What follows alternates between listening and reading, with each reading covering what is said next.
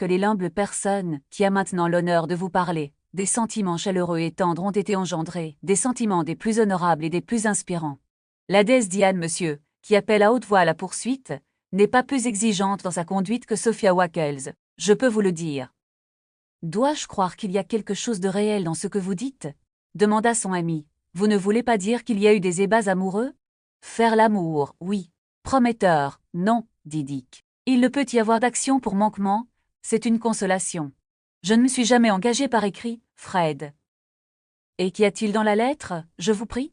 Un rappel, Fred, pour ce soir, un petit groupe de 20 personnes, faisant en tout 200 orteils légers et fantastiques, en supposant que chaque dame et chaque gentleman ait le complément approprié. Il faut que j'y aille, ne fût-ce que pour commencer à rompre l'affaire, je le ferai, n'ayez pas peur. Je voudrais savoir si elle l'a laissé elle-même. Si elle l'a fait, inconsciente de l'obstacle à son bonheur, c'est touchant, Fred. Pour résoudre cette question, M. Suivez-les appela la servante et s'assura que mademoiselle Sophie Wackels avait effectivement laissé la lettre de ses propres mains, et qu'elle était venue accompagnée pour des raisons de bienséance sans doute, d'une jeune Miss Wackels, et qu'en apprenant que M. Suivez-les était à la maison, et qu'on lui avait demandé de monter à l'étage, elle a été extrêmement choquée, et a déclaré qu'elle préférait mourir. M. Suivez-les écouta ce récit avec un degré d'admiration qui n'était pas tout à fait conforme au projet auquel il venait d'adhérer, mais son ami attachait très peu d'importance à sa conduite à cet égard, probablement parce qu'il savait qu'il avait suffisamment d'influence pour contrôler les procédures de Richard Suivez-les dans cette affaire ou dans toute autre, chaque fois qu'il le jugeait nécessaire. Pour l'avancement de ses propres desseins, pour l'exercer. Chapitre 8. Les affaires réglées, M. Suivez-les se rappela intérieurement qu'il était bientôt l'heure du dîner, et dans le but de ne pas mettre sa santé en danger par une abstinence plus longue, il envoya un message au restaurant le plus proche pour demander un approvisionnement immédiat de bœuf bouilli et de légumes verts pour deux. Cependant, à cette demande, le restaurant ayant l'expérience de son client refusa d'obtempérer, renvoyant maladroitement pour réponse que si M. Suivez-les avait besoin de bœuf, peut-être serait-il assez obligeant pour venir le manger, apportant avec lui, comme grâce avant la viande, le montant d'un certain petit compte qui était dû depuis longtemps. Nullement intimidé par cette rebuffade, mais plutôt aiguisé d'esprit et d'appétit, M. Suivez-les envoya le même message à un autre restaurant plus éloigné, ajoutant à ce message que le gentleman avait été amené à envoyer si loin, non seulement à cause de la grande renommée et de la popularité que son bœuf avait acquise, mais en conséquence de l'extrême dureté du bœuf vendu au détail dans la boutique du cuisinier obstiné. Ce qui le rendait tout à fait impropre non seulement à la nourriture des gentilshommes, mais à toute consommation humaine.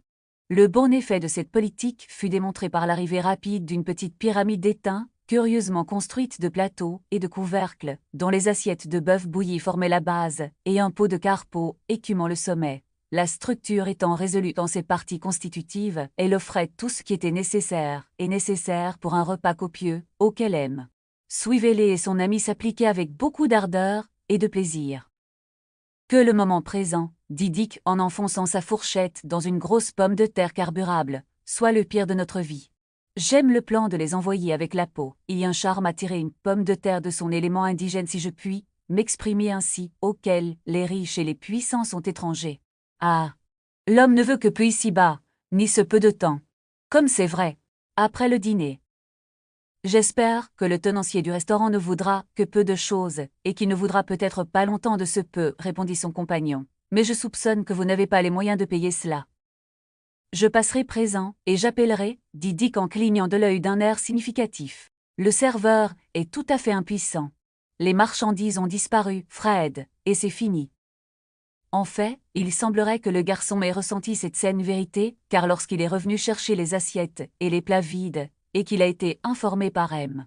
Suivez-les avec une insouciance digne qui l'appellerait, et s'installerait quand il passerait bientôt, il a montré un certain trouble de l'esprit, et a murmuré quelques remarques sur le paiement à la livraison et pas de confiance, et d'autres sujets désagréables. Mais il fut inconditionnel à se contenter de demander à quelle heure il était probable que le gentleman viendrait, afin que, étant actuellement responsable du bœuf, des légumes verts et des articles divers, il pût prendre pour être sur le chemin à ce moment-là.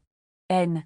Suivez-les, après avoir calculé mentalement ses engagements avec minutie, répondit qu'il devrait regarder à partir de 2 minutes avant 6 et 7 minutes passées, et l'homme disparaissant avec cette faible consolation, Richard Suivelé tira de sa poche un carnet de notes graisseux et y fit une inscription. « Est-ce un rappel, au cas où vous oublieriez d'appeler » dit-il avec un ricanement. « Pas tout à fait, Fred, » répondit l'imperturbable Richard, continuant à écrire d'un air sérieux. « J'inscris dans ce petit livre les noms des rues que je ne peux pas descendre pendant que les boutiques sont ouvertes. Ce dîner clos aujourd'hui long âcre. J'ai acheté une paire de bottes à Great Queen Street la semaine dernière, et je l'ai fait sans travers. Il ne reste souvent qu'une seule avenue vers le Strand maintenant, et il faudra que je l'arrête ce soir avec une paire de gants. Les routes se ferment si vite dans toutes les directions, que dans un mois, à moins que ma tante ne m'envoie un argent, il me faudra faire 3 ou 4 000 hors de la ville pour traverser le chemin. Il n'y a pas de peur d'échouer, à la fin, à titre. Mais j'espère que non, répondit M. Suivez-les, mais le nombre moyen de lettres qu'il faut pour l'adoucir est de 6, et cette fois, nous en avons eu jusqu'à 800, aucun effet. J'en écrirai un autre demain matin. Je veux bien l'éponger, et secouer un peu d'eau dessus pour lui donner l'air pénitent. Je suis dans un tel état d'esprit que je sais à peine ce que j'écris. Éponger. Si vous pouviez me voir en ce moment verser des larmes sur ma mauvaise conduite passée. Poivre et sain. Ma main tremble quand je pense. Épongez encore. Si cela ne produit pas l'effet, c'est fini. À ce moment-là, M. Suivelé avait terminé son entrée, et il replaça son crayon dans son petit fourreau et ferma le livre dans un état d'esprit parfaitement grave et sérieux. Son ami découvrit qu'il était temps pour lui de remplir un autre engagement, et Richard Suivelé fut donc laissé seul, en compagnie du vin rosé et de ses propres méditations touchant mademoiselle Sophie Wackles. « C'est assez soudain, » dit Dick en secouant la tête avec un regard de sagesse infinie, et en courant, comme il avait coutume de le faire avec des bribes de vers comme s'il n'était que de la prose pressée. Quand le cœur d'un homme est déprimé par la peur, le brouillard se dissipe quand mademoiselle Wackles apparaît. C'est une fille très gentille. Elle est comme la rose rouge qui vient de germer en juin. On ne peut le nier. Elle est aussi comme une mélodie qui est doucement jouée juste. C'est vraiment très soudain. Ce n'est pas qu'il soit nécessaire, à cause de la petite sœur de Fred, de se calmer directement. Mais il vaut mieux ne pas aller trop loin. Si je commence à me refroidir, je dois commencer tout de suite, je le vois. Il y a la possibilité d'une action en violation, c'en est une autre. Il y a une chance de... Non, il n'y a aucune chance que cela se produise, mais il vaut mieux être du bon côté.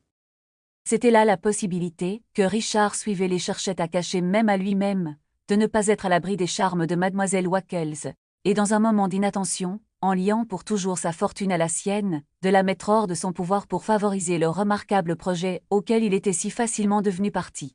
Pour toutes ces raisons, il décida de chercher querelle sans délai avec mademoiselle Wackles, et chercha un prétexte déterminé en faveur d'une jalousie sans fondement.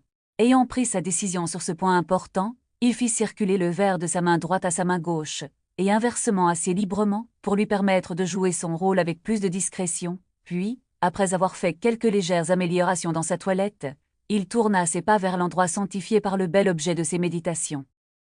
L'endroit était à Chelsea, car mademoiselle Sophia Wackles y résidait avec sa mère veuve et ses 2 sœurs, avec lesquelles elle entretenait une très petite école de jour pour les jeunes filles de taille proportionnée, une circonstance qui a été portée à la connaissance du voisinage par un panneau ovale au-dessus des fenêtres du premier étage, sur lequel sont apparus en fioritures circonambiantes les mots « Lady Seminary », et qui fut ensuite publié et proclamé à intervalles réguliers entre 9h30 et 10h du matin, par une jeune fille maigre et solitaire d'un âge tendre, debout sur le grattoir sur la pointe des pieds et faisant de vains efforts pour atteindre le heurtoir avec un livre d'orthographe. Les divers devoirs de l'enseignement dans cet établissement furent ainsi remplis. La grammaire anglaise, la composition, la géographie et l'usage des haltères, par mademoiselle Melissa Wackles, l'écriture et l'arithmétique, la danse, la musique et la fascination générale par mademoiselle Sophia Wackles, l'art du travail à l'aiguille, du marquage et de l'échantillonnage par mademoiselle Jeanne Wackles, châtiment corporel,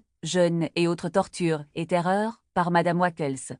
Mademoiselle Melissa Wackles était la fille aînée, mademoiselle Sophie la suivante, et mademoiselle Jeanne la plus jeune. Miss Melissa aurait pu voir 35 étés, ou à peu près, et frôler l'automne. Mademoiselle Sophie était une jeune fille de 20 ans, fraîche, de bonne humeur, plantureuse, et mademoiselle Jeanne avait à peine 16 ans. Mrs. Wackles était une excellente mais plutôt venimeuse vieille dame de 60 ans.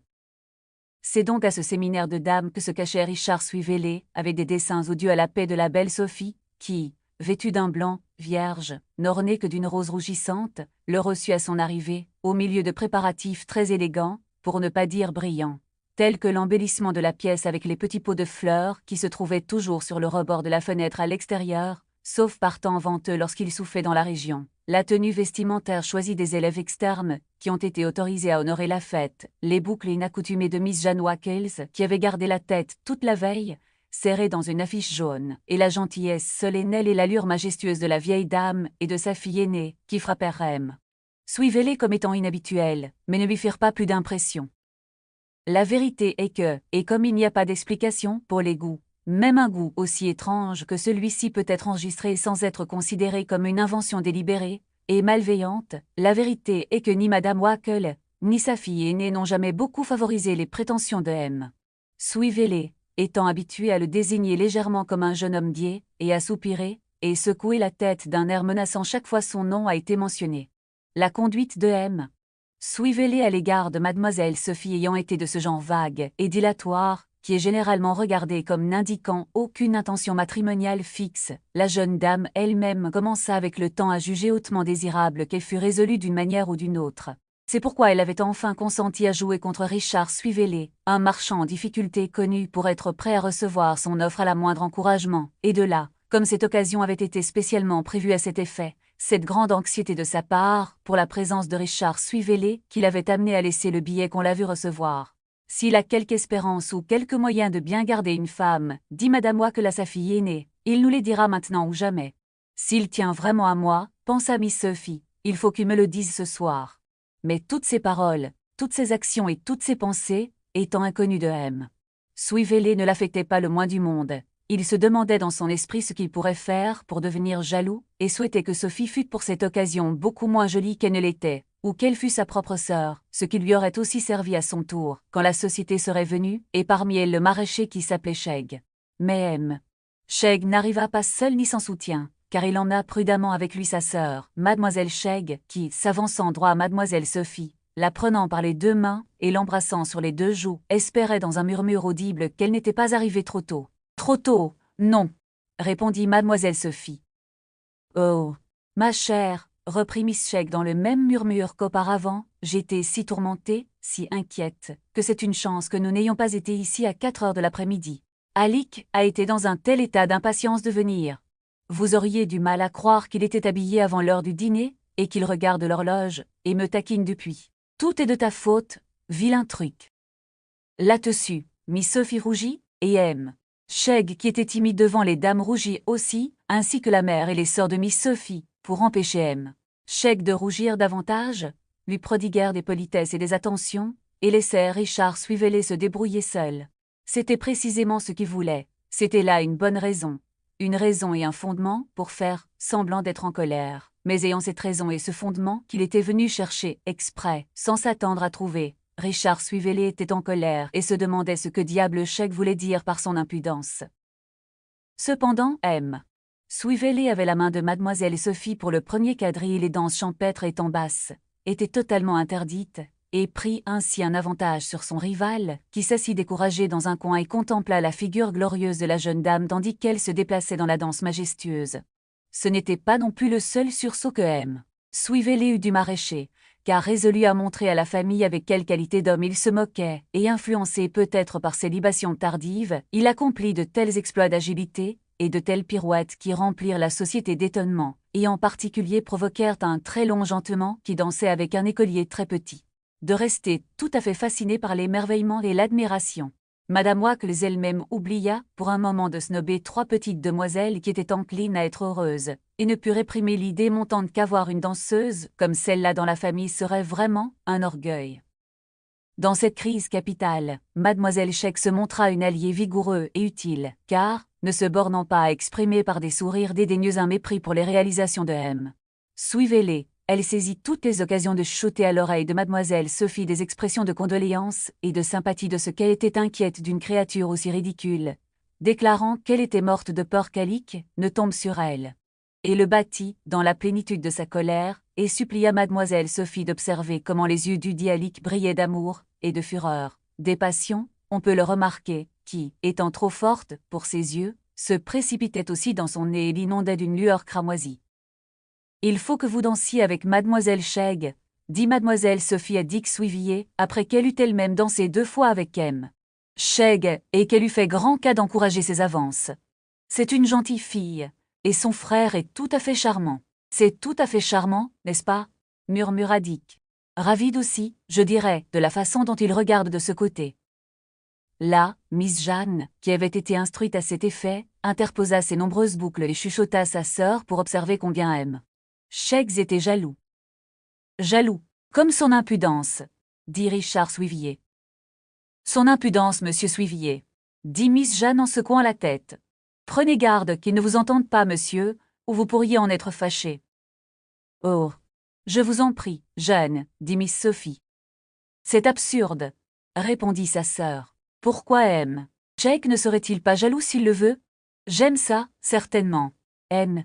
Chegg a le droit d'être jaloux, comme tout le monde, et peut-être aura-t-il bientôt un meilleur droit, s'il ne l'a pas déjà fait.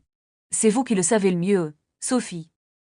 Bien qu'il s'agisse d'un complot concerté entre mademoiselle Sophie et sa sœur, ayant pour but d'amener M. Swivillier à se déclarer à temps, il n'a pas eu d'effet, car Miss Jeanne, qui est une de ces demoiselles qui sont prématurément aiguës et malicieuses, donna à son rôle une si indue importance que M. Swivillier se retira en fanfare, résignant sa maîtresse à M. Chegg, et mettant dans ses regards un défi que ce gentleman lui rendit avec indignation.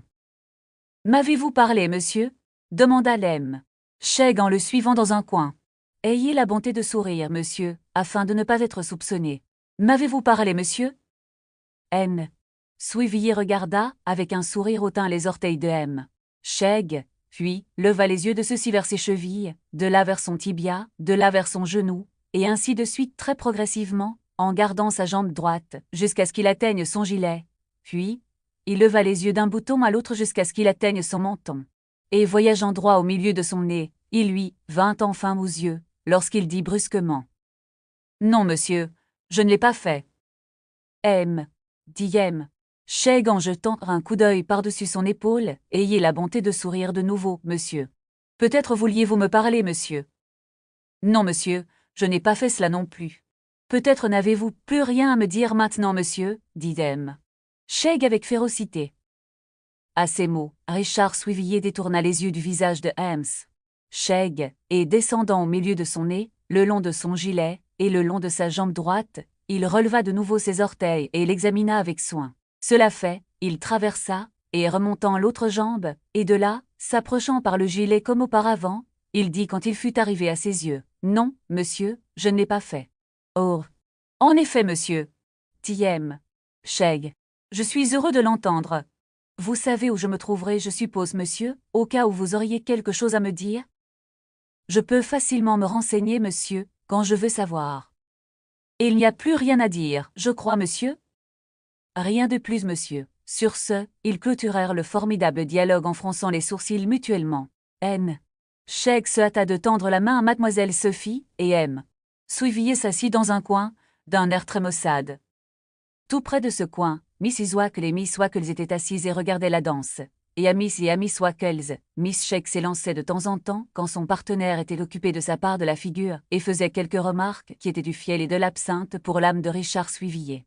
Regardant dans les yeux de madame et de mademoiselle Wackle pour les encourager, et assis très droit et mal à l'aise sur 2 tabourets durs, se trouvaient 2 des élèves externes, et quand mademoiselle Wackle souriait, et que madame Wackle souriait, les 2 petites filles sur les tabourets cherchèrent à s'attirer les faveurs en souriant de même, en reconnaissance gracieuse de cette attention. La vieille dame les fronça aussitôt, les sourcils et leur dit que si elle osait se rendre coupable d'une telle impertinence de nouveau, elle serait envoyée en convoi dans leurs foyers respectifs. Cette menace fit verser des larmes à l'une des demoiselles, d'un tempérament faible et tremblant, et pour cette offense, elles furent toutes 2 mises à l'écart immédiatement, avec une promptitude terrible qui jeta la terreur dans l'âme de tous les élèves.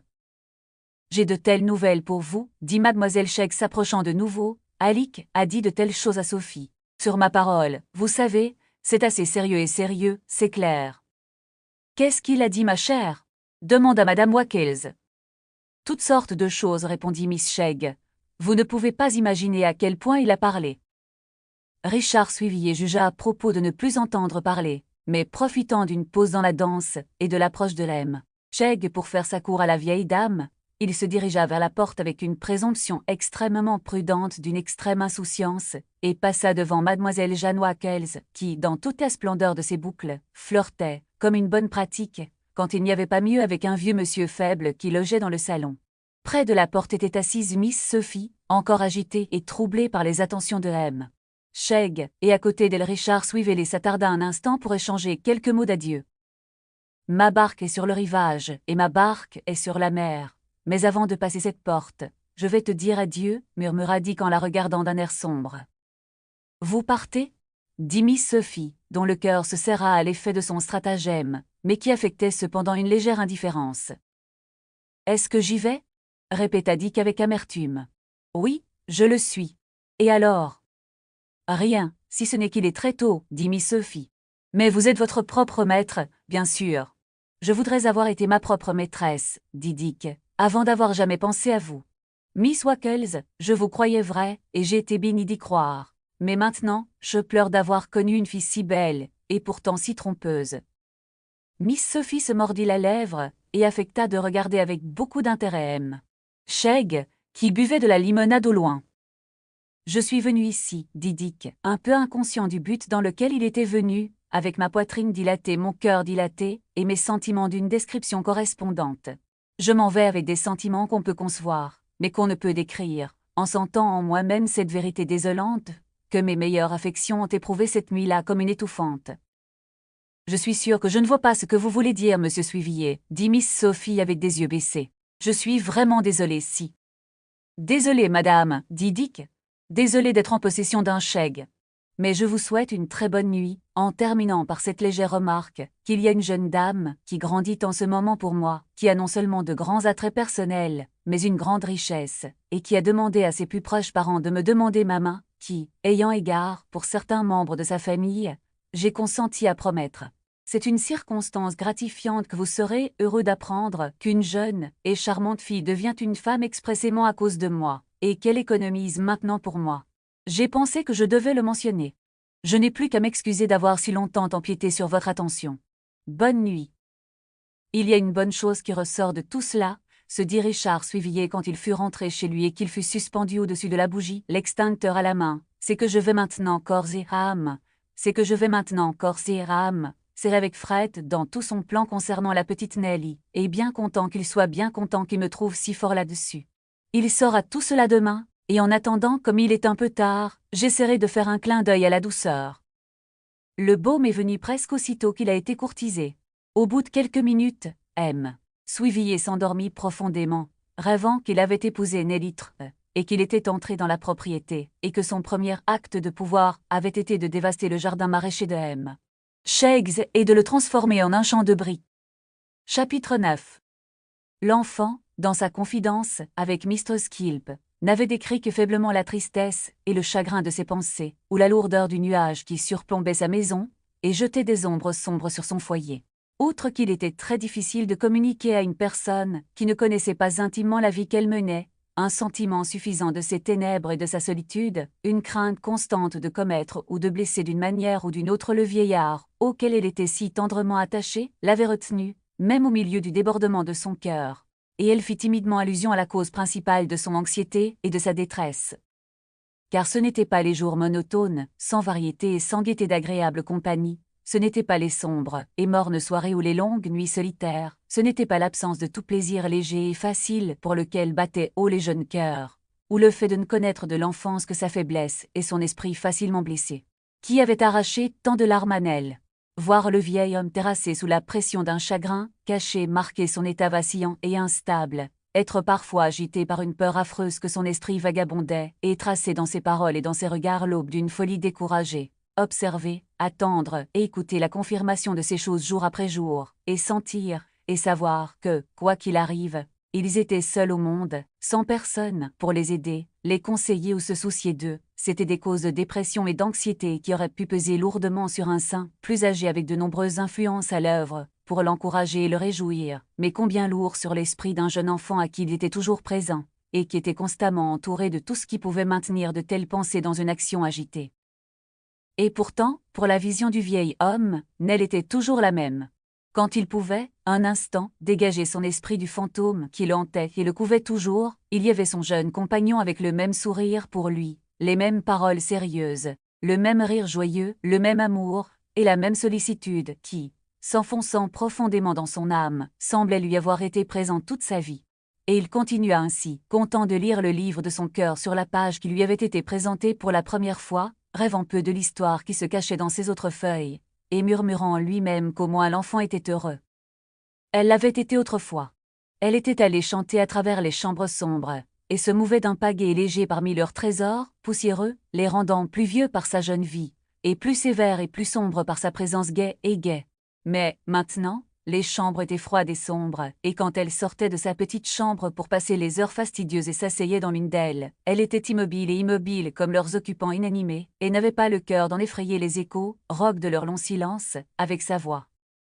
Dans l'une de ces pièces, il y avait une fenêtre donnant sur la rue, où l'enfant restait assis, bien des longues soirées, et souvent jusque tard dans la nuit, seul et pensif. Personne n'est plus anxieux que ceux qui veillent et attendent. Dans ces moments-là, des fantaisies lugubres affluaient dans son esprit, en foule. Elle s'y plaçait, au crépuscule, et observait les gens qui passaient dans la rue, ou qui apparaissaient aux fenêtres des maisons opposées, se demandant si ces pièces étaient aussi solitaires que celles où elle était assise, et si ces gens se sentaient compagnie de la voir assise là, comme elle ne le faisait que pour les voir regarder dehors et rentrer de nouveau dans leur tête.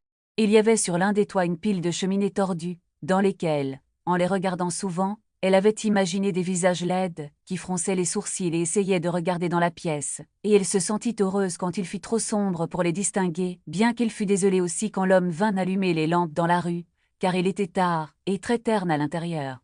Ensuite, elle se repliait la tête pour regarder autour d'elle et voir que tout était à sa place et n'avait pas bougé, et regardant de nouveau dans la rue, il verrait peut-être un homme passer avec un cercueil sur le dos, et 2 ou 3 autres qui le suivaient silencieusement jusqu'à une maison où quelqu'un gisait mort, ce qui la fit frissonner et penser à de telles choses, jusqu'à ce qu'elle lui suggérasse de nouveau le visage et les manières modifiées du vieil homme, et une nouvelle suite de craintes et de spéculations. S'il devait mourir, s'il était tombé subitement malade, et qu'il ne revienne jamais vivant, si, une nuit, il rentrait à la maison, l'embrassait et la bénissait comme d'habitude, et après qu'elle se fût couchée, et se soit endormie, et qu'elle rêvait peut-être agréablement, et souriait dans son sommeil, il se tuerait lui-même, et son sang coulerait en rampant, sur le sol jusqu'à la porte de sa propre chambre à coucher. Ces pensées étaient trop terribles pour qu'on s'y attardât, et de nouveau elle aurait recours à la rue, maintenant foulée par moins de pieds, plus sombre et plus silencieuse qu'auparavant.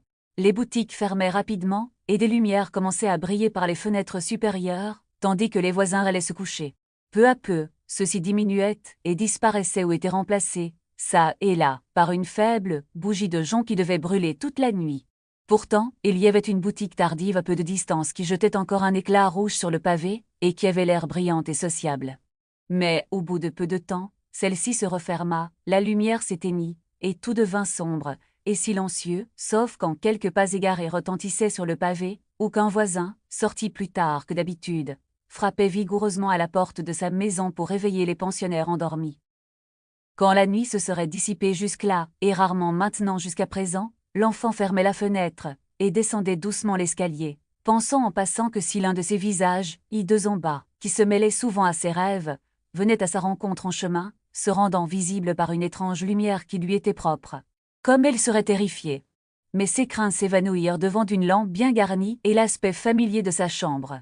Après avoir prié avec ferveur, et avec beaucoup de larmes pour le vieillard, et pour lui avoir rendu la paix de l'esprit et le bonheur dont ils avaient joui autrefois, elle posait sa tête sur l'oreiller et s'endormait en sanglotant, se remettant souvent, avant que le jour ne vînt, pour écouter la cloche et répondre à l'appel imaginaire qui l'avait tirée de son sommeil.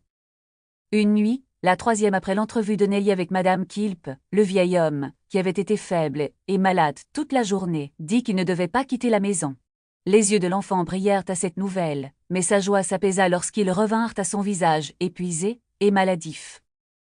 2 jours, dit-il, 2 jours entiers clairs, se sont écoulés, et il n'y a pas de réponse. Que t'a-t-il dit, Nell? Exactement ce que je t'ai dit, cher grand-père, en effet. C'est vrai, dit le vieillard d'une voix faible. Oui. Mais dites-le-moi encore, Nell. Ma tête me fait défaut. Qu'est-ce qu'il t'a dit? Rien de plus que le fait qu'il me verrait demain ou après-demain. C'était dans la natte. Rien de plus, dit l'enfant. Vais-je retourner le voir demain, cher grand-père, très tôt? J'y serai et j'en reviendrai avant le petit déjeuner. Le vieillard secoua la tête et, soupirant tristement, l'attira vers lui. Cela ne servirait à rien, ma chère, à aucune utilité terrestre.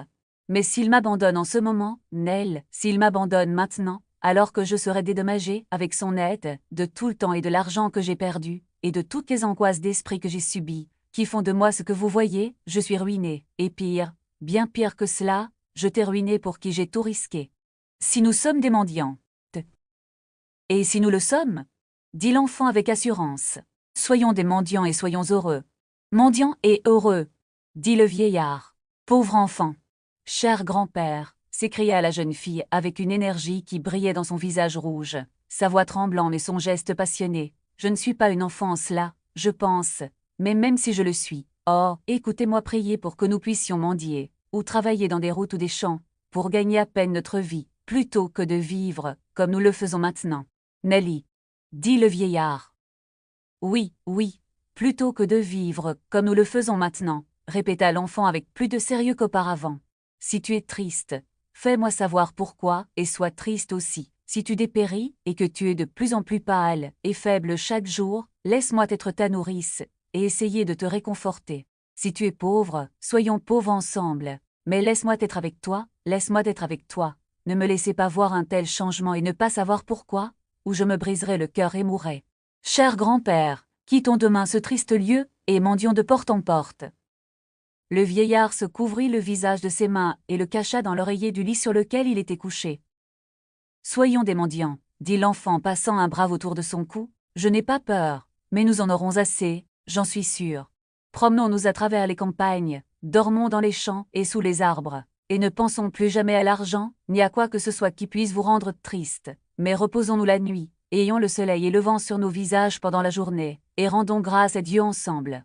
Ne mettons plus jamais les pieds dans des chambres sombres ou des maisons mélancoliques, mais errons de long en large partout où il nous plaît, et quand tu seras fatigué, tu t'arrêteras pour te reposer dans l'endroit le plus agréable que nous pourrons trouver, et j'irai demander l'un et l'autre. La voix de l'enfant se perdit dans les sanglots lorsqu'elle se laissa tomber sur le cou du vieillard, et elle ne pleurait pas seule. Ce n'étaient pas des mots pour d'autres oreilles, ni une scène pour d'autres yeux. Et pourtant d'autres oreilles et d'autres yeux étaient là et absorbaient avidement tout ce qui se passait, et de plus c'étaient les oreilles et les yeux d'une personne, qui n'était pas moins que M. Daniel Kilp, qui, étant entré sans être vu lorsque l'enfant s'était placé pour la première fois à côté du vieil homme, s'abstint, mu, sans doute, par des motifs de la plus pure délicatesse, d'interrompre la conversation. Et il resta à regarder avec son sourire habituel. Cependant, debout, comme c'était une attitude fatigante pour un gentleman déjà fatigué de marcher, et le nain étant de ces sortes de personnes qui se sentent généralement chez elles, il jeta bientôt les yeux sur une chaise, dans laquelle il sauta avec une agilité peu commune, et se percha sur le dossier, les pieds sur le siège. Il était ainsi en mesure de regarder et d'écouter avec plus de réconfort pour lui-même, en plus de satisfaire en même temps ce goût de faire quelque chose de fantastique, et de singe, qui en toute occasion avait une forte possession de lui. Il était donc assis ici, une jambe penchée négligemment sur l'autre, le menton appuyé sur la paume de sa main, la tête un peu tournée d'un côté, et ses traits laids se tordaient dans une grimace complaisante. Et dans cette position, le vieil homme, se trouvant avec le temps à regarder de ce côté, finit par le voir, à son grand étonnement. L'enfant poussa un cri étouffé en voyant cette agréable figure. Dans leur première surprise, elle et le vieillard, ne sachant que dire, et doutant à moitié de sa réalité, le regardèrent avec répugnance. Nullement déconcerté par cet accueil, Daniel Kilp conserva la même attitude, se contentant de hocher la tête 2 ou 3 fois avec une grande condescendance. Enfin le vieillard prononça son nom, et lui demanda comment il était venu là. « Par la porte, dit Kilp en montrant son pouce par-dessus son épaule. Je ne suis pas tout à fait assez petit pour passer par les trous de serrure. J'aimerais l'être. Je veux avoir une conversation avec vous, en particulier et en privé. Sans personne, voisin. Au revoir, petite Nelly. » Nell regarda le vieillard, qui lui fit signe de se retirer, et lui baisa la joue. « Ah !» dit le nain en claquant les lèvres, « quel beau baiser c'était, juste sur la partie rose. Quel baiser capital !» Nell ne tarda pas à s'en aller à cause de cette remarque. Kilp la regarda d'un air admiratif, et quand elle eut fermé la porte, il se mit à complimenter le vieillard sur ses charmes. Un petit bourgeon si frais, si fleuri et si modeste, voisin, dit Kilp en soignant sa courte jambe et en faisant briller ses yeux. Une petite Nell si potelée, si rose, si douillette. Le vieillard répondit par un sourire forcé, et il était manifestement aux prises avec un sentiment de l'impatience la plus vive et la plus exquise. Ce n'était pas perdu pour Kilp, qui se délectait de le torturer, ou même n'importe qui d'autre, quand il le pouvait. Elle est ainsi, dit Kilp en parlant très lentement et en feignant d'être tout à fait absorbé par le sujet, si petite, si compacte, si magnifiquement modelée, si belle, avec de si veines bleues et une peau si transparente, et de si petits pieds, et des manières si séduisantes, mais bénissez-moi, vous êtes nerveuse. Pourquoi, voisin? Qu'est-ce qu'il y a? Je vous jure, continua le nain en descendant de sa chaise et en s'y asseyant, avec une lenteur de geste bien différente de la rapidité avec laquelle il s'était levé sans être entendu, je vous jure que je ne savais pas que le vieux sang coulait si vite, et qu'il restait si chaud. Je pensais qu'il était lent dans sa course, et cool, assez cool. Je suis presque sûr que ça devrait l'être. Le vôtre doit être en panne, voisin. Je crois que c'est le cas. Gémit le vieillard en serrant sa tête de ses 2 mains. Il y a une fièvre brûlante ici, et de temps en temps quelque chose auquel je crains de donner un nom. Le nain ne dit pas un mot, mais regarda son compagnon qui se promenait sans relâche dans la pièce, et bientôt il retourna à sa place.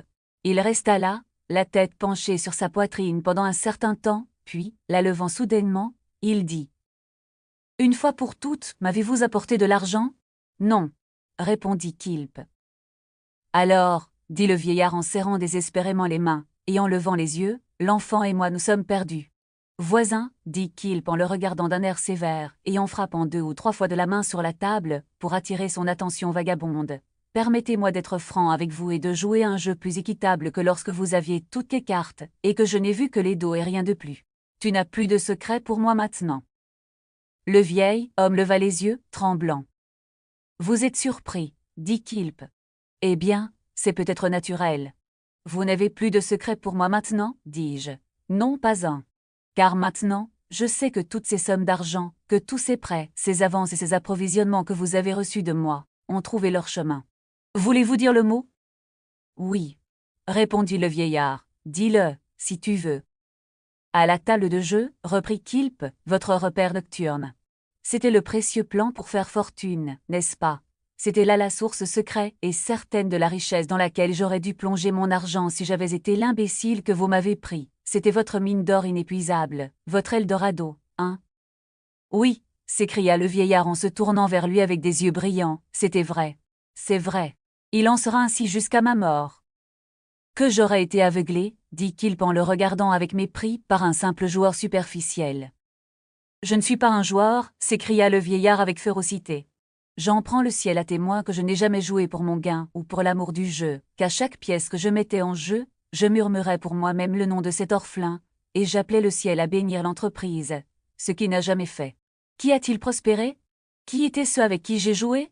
Des hommes qui vivaient de pillage, de débauche et d'émeutes, gaspillant leur or à faire le mal, et propageant le vice et le mal. Mes gains auraient été obtenus grâce à eux, mes gains auraient été donnés jusqu'au dernier sou à un jeune enfant, sans péché dont ils auraient adouci et rendu heureuse la vie. Qu'auraient-ils contracté? Les moyens de la corruption, de la misère et de la misère. Qui n'aurait pas espéré en une telle cause?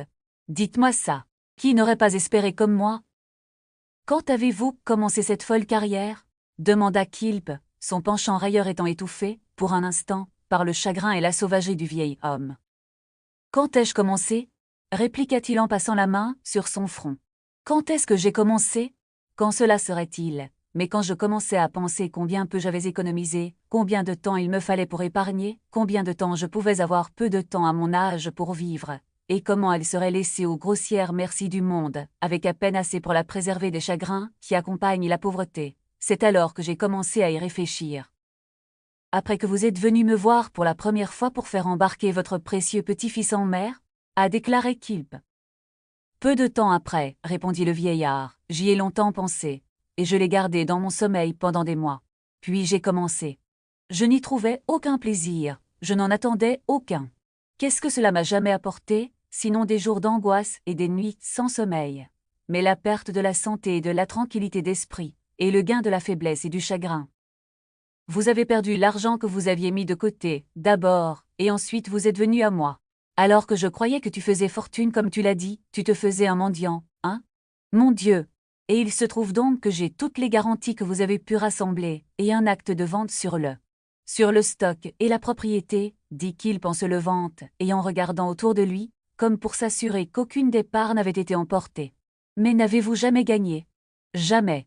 Gémit le vieil homme. Jamais j'ai récupéré ma perte. Je pensais, ricana le nain, que si un homme jouait assez longtemps, il était sûr de gagner à la fin, ou, au pire, de ne pas sortir perdant. Et c'est ainsi, s'écria le vieillard en se réveillant tout à coup de son abattement et en se jetant dans la plus violente excitation, c'est ainsi qu'il est. J'ai senti cela dès le début, je l'ai toujours su, je l'ai vu, je ne l'ai jamais ressenti aussi fortement que je le sens maintenant. Quoi, j'ai rêvé, 3 nuits, de gagner la même grosse somme, je n'aurais jamais pu rêver de ce rêve auparavant, bien que j'ai souvent essayé. Ne m'abandonnez pas, maintenant j'ai cette chance. Je n'ai pas d'autre ressource que toi, donne-moi de l'aide, laisse-moi essayer ce dernier espoir. Le nain haussa les épaules et secoua la tête.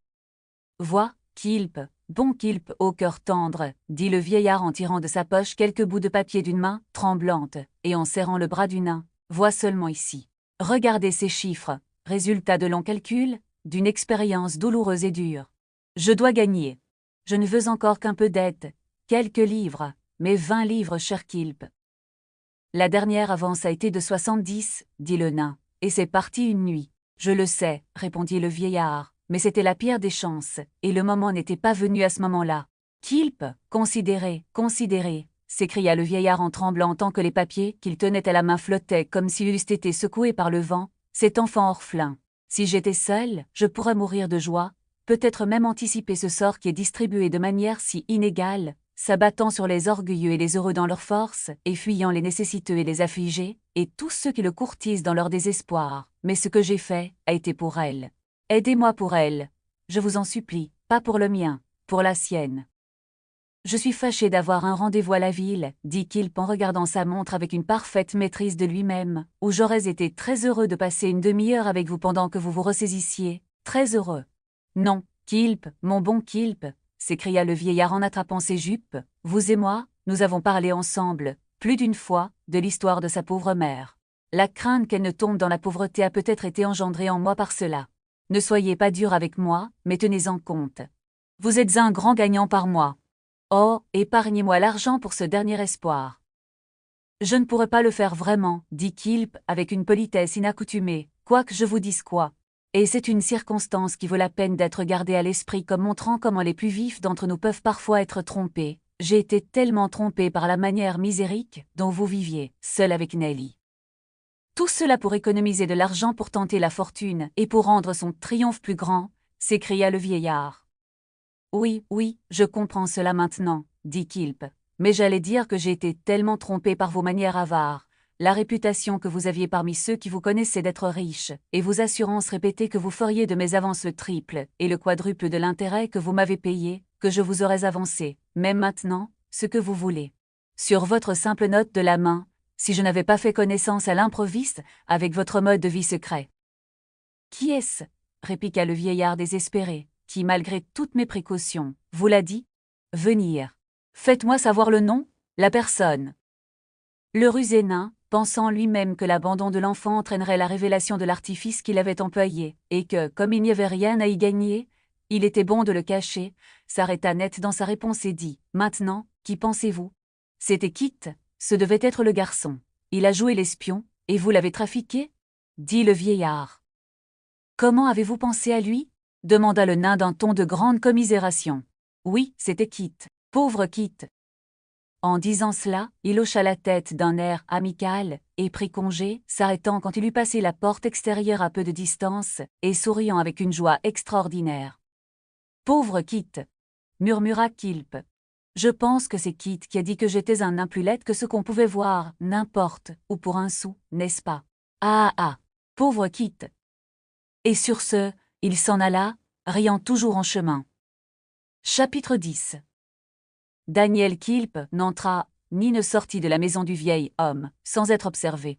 Dans l'ombre d'une arcade presque en face, conduisant à l'un des nombreux passages qui divergeaient de la rue principale, il y en avait un qui, ayant pris sa place au crépuscule, pour la première fois, l'entretenait encore avec une patience non diminuée, et s'appuyant contre le mur avec la manière d'une personne qui a longtemps à attendre. Et bien habitué à cela, il était tout à fait résigné, il changea à peine d'attitude pendant cette heure ensemble. Cette chaise, longue patient attirait peu l'attention de ceux qui passaient, et leur en accordait aussi peu. Ses yeux étaient constamment dirigés vers un seul objet, la fenêtre à laquelle l'enfant avait l'habitude de s'asseoir. S'il les retirait un instant, c'était pour jeter un coup d'œil sur une horloge dans une boutique voisine, puis pour forcer de nouveau sa vue dans le vieux quartier avec plus de sérieux et d'attention. On avait remarqué que ce personnage ne montrait aucune lassitude dans sa cachette. Il ne le fit pas non plus, si longtemps qu'il attendit. Mais à mesure que le temps passait, il manifestait un peu d'anxiété et de surprise, jetant plus souvent un coup d'œil à l'horloge et moins d'espoir à la fenêtre qu'auparavant. À la fin, l'horloge fut cachée à sa vue par des volets envieux, puis les clochers de l'église annonçaient 11 heures du soir, puis le quart, et alors la conviction sembla s'imposer à son esprit qu'il était inutile de s'y attarder plus longtemps. Que la condamnation fût malvenue, et qu'il n'était nullement disposé à y céder, c'était ce qui ressortait de sa répugnance à quitter les lieux, des pas tardifs, par lesquels il la quittait souvent, regardant toujours par-dessus son épaule vers la même fenêtre, et de la précipitation avec laquelle il revenait aussi souvent, lorsqu'un bruit imaginaire ou une lumière changeante et imparfaite lui faisait supposer qu'elle avait été doucement élevée. À la fin, il abandonna l'affaire, comme désespéré pour cette nuit-là, et soudain se mettant à courir comme pour se forcer à s'échapper, s'enfuit à toute vitesse, sans oser une seule fois regarder derrière lui de peur d'être tenté de revenir. Sans ralentir le pas, et sans s'arrêter, pour reprendre haleine, ce mystérieux individu s'élança à travers un grand nombre de ruelles et de sentiers étroits jusqu'à ce qu'il arriva enfin dans une cour pavée carrée, où il s'apaisa dans une promenade, et se dirigeant vers une petite maison dont la fenêtre brillait d'une lumière, souleva le loquet de la porte, et y entra. « Bénissez-nous » s'écria une femme en se retournant brusquement. « Qui est-ce »« Oh, c'est toi, Kit. »« Oui, ma mère, c'est moi. Comme vous avez l'air fatiguée, ma chère. Le vieux maître n'est pas sorti ce soir, dit Kit, et donc elle n'a pas été du tout à la fenêtre. » Sur ces mots, il s'assit près du feu et parut très triste et mécontent. La chambre dans laquelle Kit s'était assis, dans cet état, était un endroit extrêmement pauvre et accueillant, mais avec cet air de confort qui, où l'endroit doit être misérable, en effet, la propreté et l'ordre peuvent toujours donner à un certain degré. Quelque tard, que l'horloge hollandais indiqua, la pauvre femme travaillait encore dur à une table à repasser, un jeune enfant dormait dans un berceau près du feu, et un autre, un vigoureux garçon de 2 ou 3 ans, très éveillé, avec un bonnet de nuit très serré sur la tête et une chemise de nuit beaucoup trop petite pour lui sur le corps, était assis bien droit dans un panier à linge, regardant par-dessus le bord de ses grands yeux ronds, et semblant avoir pris la décision de ne plus jamais s'endormir, ce qui, comme il avait déjà refusé de prendre son repos naturel et qu'il avait été tiré du lit en conséquence, ouvrait une perspective joyeuse à ses parents et amis. C'était une famille d'aspect plutôt bizarre. Kit, sa mère, et les enfants se ressemblaient tous fortement. Kit était disposé à se mettre de mauvaise humeur, comme le sont trop souvent les meilleurs d'entre nous, mais il regarda le plus jeune enfant, qui dormait profondément, et de lui à son autre frère dans la corbeille à linge, et de lui à leur mère, qui était au travail sans se plaindre depuis le matin, et pensa que ce serait une chose meilleure et plus aimable d'être de bonne humeur. Il secoua donc le berceau avec son pied, fit une grimace au rebelle dans la corbeille à linge, ce qui le mit directement de bonne humeur, et résolut à être bavard et à se rendre agréable. « Ah, ma mère » dit Kit en tirant son couteau à fermoir et en tombant sur un gros morceau de pain et de viande qu'elle avait préparé pour lui, des heures auparavant, comme vous êtes un. Il n'y en a pas beaucoup comme vous, je le sais. J'espère qu'il y en a beaucoup de mieux, Kit, dit Madame Nibbles, et qu'il y en a, ou qu'il devrait y en avoir, d'après ce que dit le pasteur à la chapelle. Il en sait beaucoup, répondit Kit avec mépris. Attendez qu'il soit plus grand, et qu'il travaille comme vous, qu'il obtienne aussi peu, qu'il en fasse autant, et qu'il garde le même esprit, et alors je lui demanderai ce qu'il est et je lui ferai confiance, pour avoir raison à une demi-seconde. Eh bien, dit Mrs. Nibbles, éludant le poing, votre bière est là-bas près de l'aile, Kit. Je vois, répondit son fils en prenant le pot de portier, mon amour pour toi, ma mère. Et la santé du pasteur aussi, si vous voulez. Je ne lui en veux pas, pas moi. M'avez-vous dit tout à l'heure que votre maître n'était pas sorti, ce soir demanda Madame Nibbles. Oui, dit Kit, tant pis. Vous devriez dire meilleure chance, je pense, répondit sa mère, parce que Miss Nelly n'aura pas été laissée seule. Ah, dit Kit, j'ai oublié cela. J'ai dit tant pis, parce que je l'ai regardée depuis 8 heures, et je n'ai rien vu d'elle. Je me demande ce qu'elle dirait, s'écria sa mère en s'arrêtant dans son travail et en regardant autour d'elle, si elle savait que tous les soirs, quand elle, la pauvre, est assise seule à cette fenêtre, tu veilles en pleine rue, de peur qu'il ne lui arrive quelque mal, et que tu ne quittes jamais la maison et que tu ne rentres jamais à ton lit, bien que tu sois si fatiguée jusqu'à ce que vous pensiez qu'elle est en sécurité dans le sien. Peu importe ce qu'elle dira, répondit Kit, avec quelque chose comme une rougeur sur son visage grossier, elle ne saura jamais rien, et par conséquent, elle ne dira jamais rien. Mrs. Noble repassa en silence pendant 1 minute ou 2, et s'approchant de la cheminée pour prendre un autre fer à repasser, jeta un coup d'œil furtif à Kit pendant qu'elle le frottait sur une planche et l'époussetait avec un plumeau, mais ne dit rien jusqu'à ce qu'elle fût de retour à sa table, quand, tenant le fer à une distance alarmante de sa joue, pour en mesurer la température, et regardant autour d'elle en souriant, elle observa. « Je sais ce que certaines personnes diraient, Kit. » C'est absurde, interrompit Kit avec une parfaite appréhension de ce qui allait suivre. Non, mais il le ferait en effet.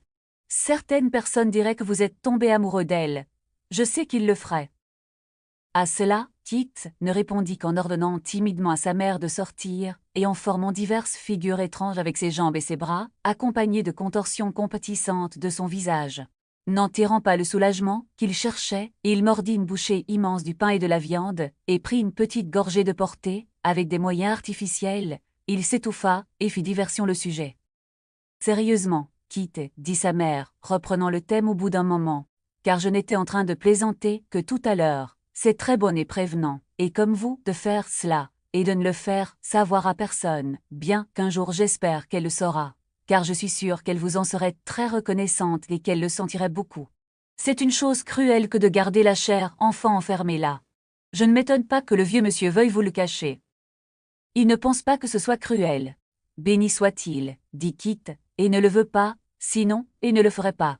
Je pense, ma mère, qu'il ne le ferait pas pour tout l'or et l'argent du monde. Non, non, qu'il ne le ferait pas. Je le connais mieux que ça. Alors, pourquoi le fait-il? Et pourquoi le garde-t-il si près de vous? Dit madame Nobles. Je ne sais pas, répondit son fils. S'il n'avait pas essayé de le garder si près, je ne l'aurais jamais découvert, car c'est lui qui m'emmenait la nuit et m'a renvoyé beaucoup plus tôt qu'il ne le faisait auparavant, qui m'a d'abord rendu curieux de savoir ce qui se passait. Arc, qu'est-ce que c'est que ça? Il n'y a que quelqu'un à l'extérieur. C'est quelqu'un qui passe par ici, dit Kit en se levant pour écouter, et qui arrive très vite aussi. Il n'a pas pu sortir après mon départ, et la maison a pris feu, maman. Le garçon resta un instant vraiment dépourvu, par l'appréhension qu'il avait évoquée, de la force de bouger. Les pas se rapprochèrent, la porte s'ouvrit d'une main précipitée, et l'enfant elle-même, pâle et essoufflée, et emmitouflée dans quelques vêtements en désordre, se précipita dans la chambre. « Mademoiselle Nelly, qu'y a-t-il » s'écrièrent ensemble la mère et le fils. « Je ne dois pas m'attarder un instant, reprit-elle, mon grand-père est tombé très malade. Je l'ai trouvé en crise sur le plancher. Je vais courir chercher un médecin, dit Kit en saisissant son chapeau sans bord. J'y serai tout de suite, Non, non, s'écria Nell. Il y en a un, on ne veut pas de vous, vous ne devez plus jamais vous approcher de nous. Quoi? Rugit Kit. Plus jamais, dit l'enfant. Ne me demandez pas pourquoi, car je ne sais pas. Je vous en prie, ne me demandez pas pourquoi, je vous en prie, ne soyez pas désolé, je vous en prie, ne soyez pas fâché contre moi. Je n'y suis pour rien, en effet. Kit la regarda avec ses yeux écarquillés, et il ouvrit et ferma la bouche un grand nombre de fois, mais je n'arrivais pas à prononcer un mot. Il se plaint et s'extasie sur toi, dit l'enfant, je ne sais pas ce que tu as fait, mais j'espère que ce n'est rien de bien grave. J'ai fini. Rugit Kit. Il a pleuré que vous êtes la cause de tous ces malheurs, répondit l'enfant les yeux pleins de larmes. Il a crié et t'a appelé. Ils disent qu'il ne faut pas s'approcher de lui, sinon, il mourra. Vous ne devez plus revenir vers nous. Je suis venu vous le dire. J'ai pensé qu'il vaudrait mieux que je vienne plutôt que quelqu'un d'assez étrange. Or, Kit, qu'as-tu fait? Toi, en qui j'avais tant de confiance, et qui était presque le seul ami que j'ai eu. L'infortuné, Kit regardait de plus en plus sa jeune maîtresse, les yeux de plus en plus grands, mais il était parfaitement immobile et silencieux. J'ai apporté son argent pour la semaine, dit l'enfant en regardant la femme, et en le posant sur la table. Et, un peu plus, car il a toujours été bon et bon pour moi. J'espère qu'il sera désolé, et qu'il fera bien ailleurs, et qu'il ne prendra pas cela trop à cœur. Cela me fait beaucoup de peine de me séparer de lui ainsi, mais il n'y a pas d'aide. Il faut le faire. Bonne nuit. Les larmes coulant sur son visage, sa petite taille tremblante de l'agitation de la scène, qu'elle venait de quitter, du choc qu'elle venait de recevoir, de la commission qu'elle venait de faire, et de mille sentiments douloureux et affectueux, l'enfant se hâta vers la porte et disparut aussi vite qu'elle était venue. La pauvre femme, qui n'avait aucune raison de douter de son fils, mais qui avait toutes les raisons de se fier à son honnêteté et à sa vérité, fut cependant stupéfaite de ce qu'il n'avait pas avancé un mot pour sa défense. Vision de galanterie, de fourberie, de vol, et des absences nocturnes de la maison qu'il avait si étrangement expliquées ayant été occasionnées par une poursuite illégale, se sont enfouies dans son cerveau et lui ont fait craindre de l'interroger. Elle se balança sur une chaise, se tordant les mains et pleurant amèrement, mais Kit n'essaya pas de la consoler et resta tout à fait déconcerté. Le bébé dans le berceau s'est réveillé et a pleuré, le garçon dans la corbeille à linge tomba sur le dos avec la corbeille sur lui, et on ne le vit plus. La mère pleurait encore plus fort et se balançait plus vite, mais Kit, insensible à tout le vacarme et au tumulte, restait dans un état de stupéfaction totale. Chapitre 11. Le calme et la solitude étaient destinés à ne plus régner ininterrompus sous le toit qui abritait l'enfant. Le lendemain matin, le vieillard était pris d'une fièvre violente accompagnée de délire, et sombrant sous l'influence de ce désordre, il resta pendant plusieurs semaines en danger imminent de mort. Il y avait assez de veille, maintenant, mais c'était la surveillance d'étrangers qui en faisait un commerce avide et qui, dans les intervalles où ils assistaient le malade, se blottissaient les uns contre les autres avec une affreuse bonne camaraderie, mangeaient, buvaient et se réjouissaient, car la maladie et la mort étaient leurs dieux domestiques ordinaires. Cependant, dans toute la hâte et l'encombrement d'un tel moment, l'enfant était plus seule qu'elle ne l'avait jamais été auparavant, seule en esprit, seule dans sa dévotion à celui qui dépérissait sur son lit brûlant, seule dans son chagrin non feint et sa sympathie non achetée. Jour après jour, nuit après nuit, il la trouvait toujours près de l'oreiller du malade inconscient, anticipant toujours tous ses désirs, écoutant toujours ses répétitions de son nom, et ses angoisses et ses soucis pour elle, qui étaient toujours au premier rang de ses pérégrinations fiévreuses. La maison n'était plus la leur. Même la chambre de malade semblait être conservée sur la durée incertaine de la faveur de M. Kilp. La maladie du vieillard n'avait pas duré longtemps lorsqu'il prit officiellement possession des lieux et de tout ce qui s'y trouvait, en vertu de certains pouvoirs légaux à cet effet, que peu de gens comprenaient et que personne n'osait mettre en doute. Cette étape importante obtenue, avec l'aide d'un homme de loi qu'il avait amené avec lui à cet effet, le nain se mit à s'établir, lui-même et son coadjuteur dans la maison, comme une affirmation de sa prétention contre tous les arrivants. Puis, il se mit à rendre ses quartiers confortables, à sa manière. À cette fin, M. Kilp campa dans le salon de derrière, après avoir d'abord mis un terme à toute autre activité en fermant la boutique. Ayant regardé, parmi les vieux meubles, la chaise la plus belle et la plus commode, qu'il put trouver qu'il réserva pour son usage personnel, et une chaise particulièrement hideuse et incommode, qu'il attribua avec soin au logement de son ami, il les fit porter dans cette chambre, et prit sa place en grande pompe. L'appartement était très éloigné de la chambre du vieil homme, mais M. Kilp jugea prudent, comme précaution contre l'infection par la fièvre, et comme moyen de fumigation salutaire, non seulement de fumer lui-même, sans cesse, mais d'insister sur le fait que son ami légal faisait de même. De plus, il envoya un exprès au quai pour le garçon qui culbutait, qui, arrivant en toute hâte, reçut l'ordre de s'asseoir sur une autre chaise juste à l'intérieur de la porte, de fumer continuellement une grande pipe que le nain avait prévue à cet effet, et de la retirer de ses lèvres sous quelque prétexte que ce soit, ne fût-ce que pour une minute à la fois. S'il l'osait. Une fois ces arrangements terminés, M. Kilp regarda autour de lui avec un rire de satisfaction, et remarqua qu'il appelait cela du réconfort.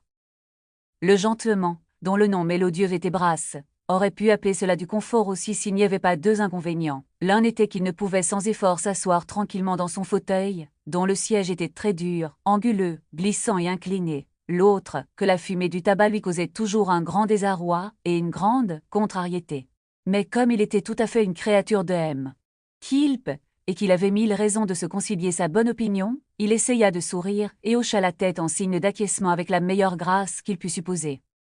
Ce Brass était un avocat de peu de bonne réputation, de Bevy Marks dans la ville de Londres. C'était un homme grand et maigre, avec un nez comme un wen, un front proéminent, des yeux reculés et des cheveux d'un rouge profond. Il portait un long surtout noir qui lui arrivait presque aux chevilles, un pantalon noir court, des souliers hauts et des bas de coton d'un gris bleuté. Il avait des manières grinçantes, mais une voix très dure, et ses sourires les plus fades étaient si rébarbatifs que pour avoir eu sa compagnie dans les circonstances les moins répugnantes, on aurait voulu qu'il fût de mauvaise humeur pour ne faire que se renfrogner. Quilp regarda son conseiller juridique, et voyant qu'il clignotait beaucoup de l'œil dans l'angoisse de sa pipe, qu'il frissonnait parfois quand il lui arrivait d'en respirer toute la saveur, et qu'il évacuait